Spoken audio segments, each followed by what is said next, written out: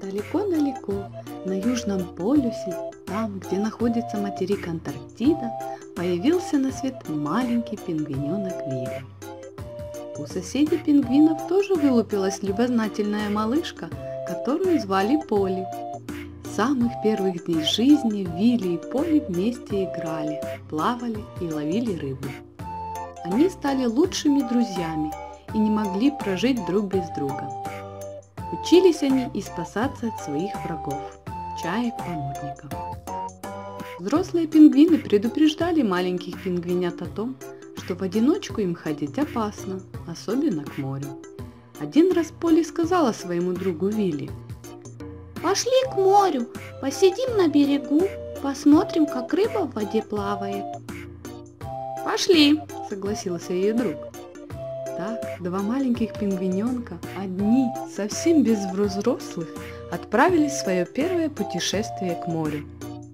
Пингвинята в перевалочку добрались до берега моря и устроились там на краю льдины. Малыши весело болтали и смотрели на рыбок, резвящихся в воде. Им, конечно, очень хотелось поймать хоть одну, но плавать без взрослых они пока не решались. Увлеченные играми и разговорами пингвинята не заметили, как на льдине появилась трещина. Вилли увидел, как ее лучшую подругу уносит в открытое море. «Прыгай в воду и плыви к берегу, пока льдина еще недалеко!» – крикнул он. «Я не могу, я боюсь!» – ответила испуганно Полли. Понимая, что помощи ждать неоткуда, храбрый пингвиненок Вилли прыгнул в воду и поплыл вслед за льдиной, на которой стояла его лучшая подруга. Когда он догнал ее и взобрался: «Нам нужно плыть к берегу», — сказал Вилли. «Прыгай в воду вместе со мной, я помогу тебе». Как вдруг прямо перед ней возникла страшная зубатая пасть. «Морской леопард!» — воскликнула она. Ему ничего не стоило поймать их на этой маленькой льдине и съесть. Тем более, что Полли не могла пошевелиться от страха. Вилли же, не задумываясь, подскочил к леопарду и стал изо всех сил бить его своим клювом. Хищный зверь опешил. Он совсем не ожидал такой встречи от маленького пингвина. Морской леопард повернул голову к Вилли. «Видимо, придется сначала съесть тебя», – произнес он. Но вдруг произошло чудо.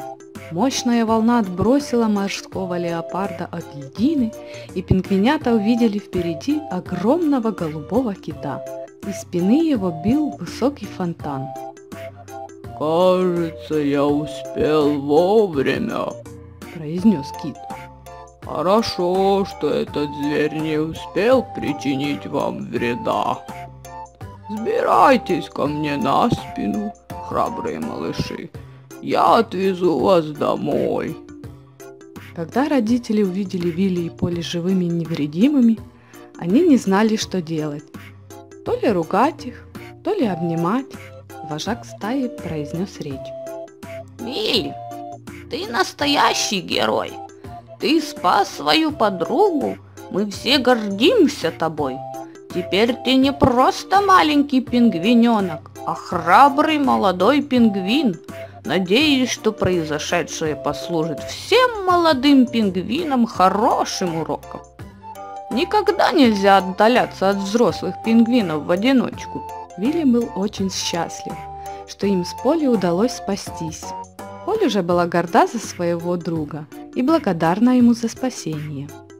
А еще Вилли досталась самая большая рыба, которой он, конечно, поделился со своей лучшей подругой.